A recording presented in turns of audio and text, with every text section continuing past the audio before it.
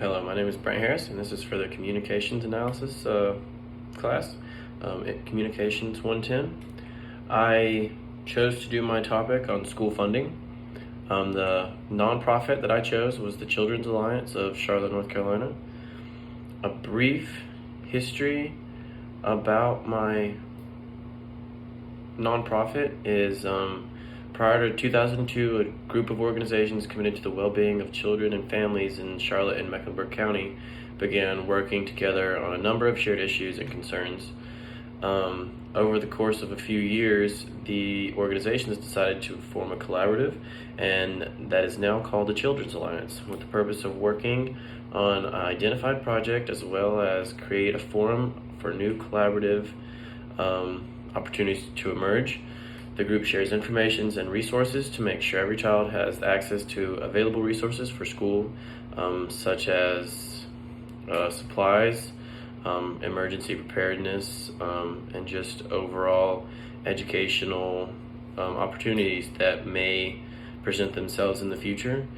A few examples of school funding in our history: it started back all the way in the 1830s.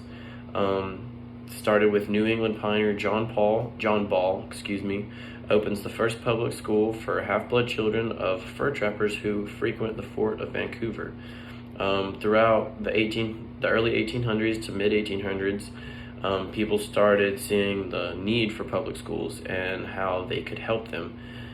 Territorial legislature made county commissioners responsible for levying taxes to provide for county schools. The superintendent was responsible for annual appropriations for tax to proceed in the school districts, and it was based on the number of persons in the districts between ages of 4 and 21.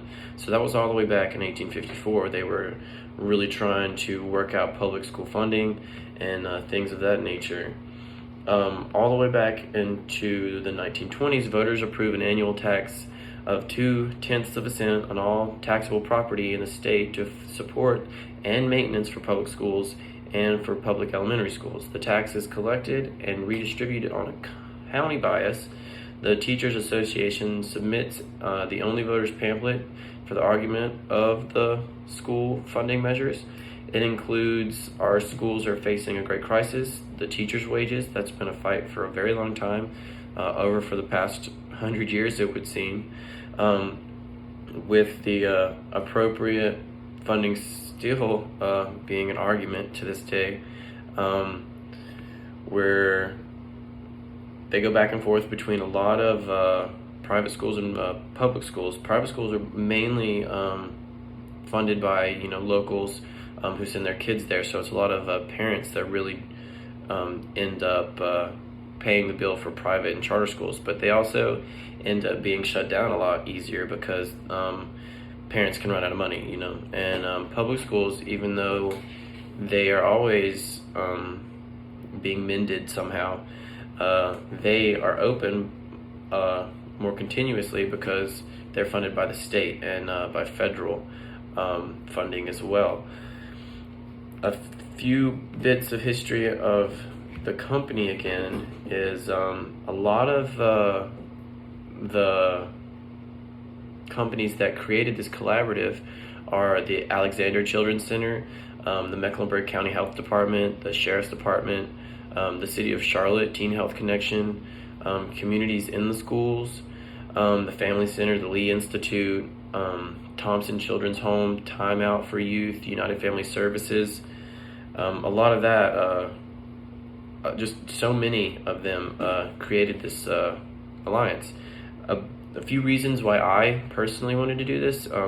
So in another class, I am actually researching school allocations, or school funding allocations, and I just thought this is a really huge issue.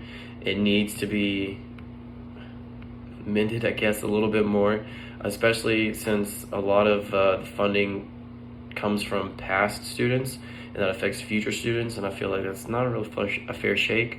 A lot of my sources came from they were from the CPC website and the library, My first source was comparing resources allocation practices on student performance between charter and public schools and traditional public schools. It's by Raja E. Smart. It's a dissertation submitted to the faculty of the University of Michigan. He is a doctor of education. My second source came from the OSBA. It is a full history of school funding from the 1830s to present day. And then my last